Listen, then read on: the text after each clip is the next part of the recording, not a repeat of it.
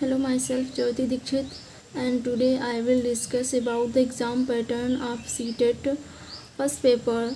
So, I will discuss about the syllabus of environmental study, जिसमें कि हमें 30 question देखने को मिलते हैं एग्ज़ाम में।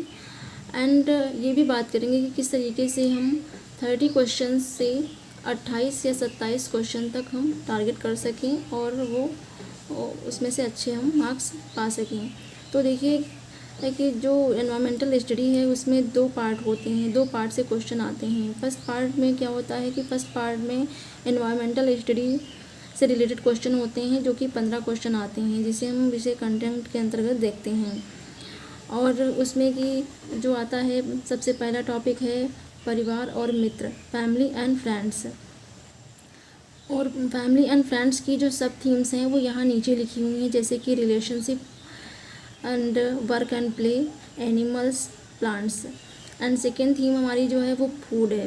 फूड से क्वेश्चन इस तरीके से बनते हैं कि कौन सा व्यंजन या कौन सा भोजन किस राज्य में, किस स्टेट में लोकप्रिय है, कहाँ पे ये खाया जाता है। जैसे कि ज़्यादातर अधिकांश सीटेट के पेपर में अगर आप देखेंगे तो पाएंगे कि जैसे कि सांप का व्यंजन किस देश में खाया जाता है, कहाँ का ये लोकप्रिय भोजन है। तो इस तरीके से क्वेश्चन आ जाते हैं, ठीक है। इसी तरीके से हम देखते हैं कि जो हमारा थर्ड थीम है वो है शेल्टर।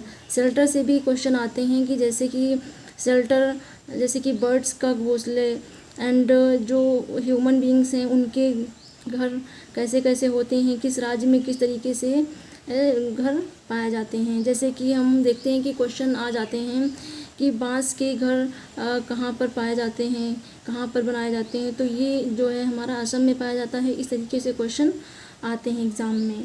एंड फोर्थ हमारा जो थीम है वो है वाटर से रिलेटेड।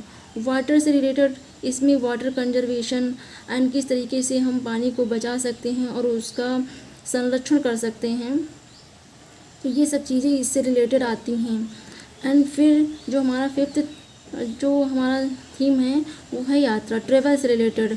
तो ट्रेवल से रिलेटेड ये है कि किस तरीके से हम लोग यात्रा करते हैं, एक देश से दूसरे देश, एक जगह से दूसरी जगह पर यात्रा करते हैं।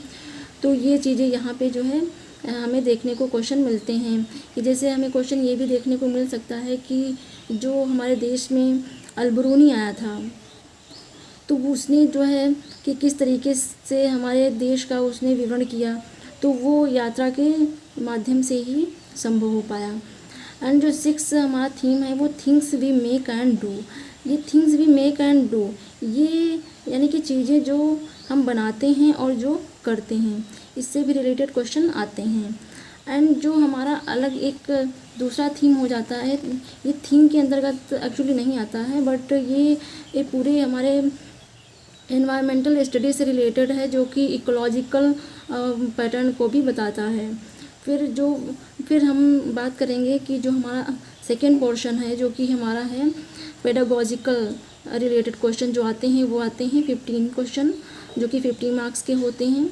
उसमें से जो आता है वो पर्यावरणीय अध्ययन, यानी कि पर्यावरण का अध्ययन हम किस तरीके से करते हैं और क्यों हमें पर्यावरण का अध्ययन करना चाहिए, और बच्चों के बीच हमें कैसे पर्यावरण के लिए जागरूकता फैलानी चाहिए शिक्षा के माध्यम से। एंड जो हमारा सेकेंड इसका पोर्शन टॉपिक है तो वो है विज्ञान एवं सामाजिक विज्ञान में संबंध एवं उनके क्षेत्र, यानी कि विज्ञान और सामाजिक साइंस और सोशल साइंस में किस तरीके से रिलेशन है और कौन कौन से उनके क्षेत्र हैं।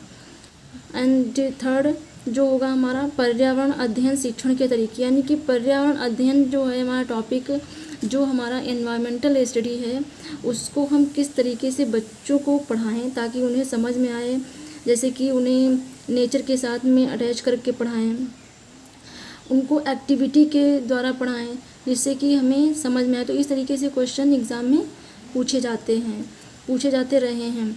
गतिविधियाँ एवं प्रयोगात्मक कार्य, यानी कि उन्हें एक्टिविटी करवाई जाए, थ्रू एक्टिविटी एंड प्रैक्टिकल के थ्रू उनको कार्य दिया जाए ताकि वो अच्छे से एनवायरमेंटल को समझ सकें। एंड सतत एंड व्यापक मूल्यांकन, और उसके बाद में हमें बच्चों का सतत और व्यापक मूल्यांकन करना चाहिए, यानी कि 360 डिग्री ही इवेल्युएशन करना चाहिए, जो कि हम पढ़ते हैं 2020 NEP के द्वारा भी पढ़ते हैं।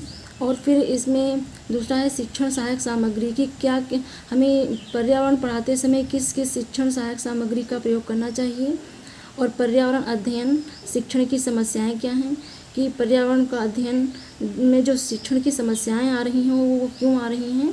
इस तरीके से जो है हम ये पढ़ते हैं, और ये हम बच्चों के बीच जागरूकता फैलाने के लिए भी करते हैं। सो आई होप कि आप लोगों को ये समझ में आ गया होगा कि किस तरीके से हमें पढ़ना है, और मैं और भी डिस्कस करना चाहूँगी कि किस तरीके से हम इसको कवर करें इस सिलेबस को।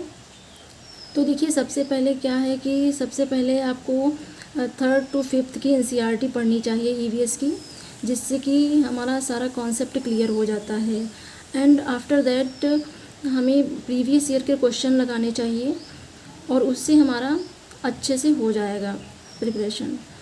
सो आई होप कि आप लोगों को ये समझ में आया होगा, and thank you so much for watching this video.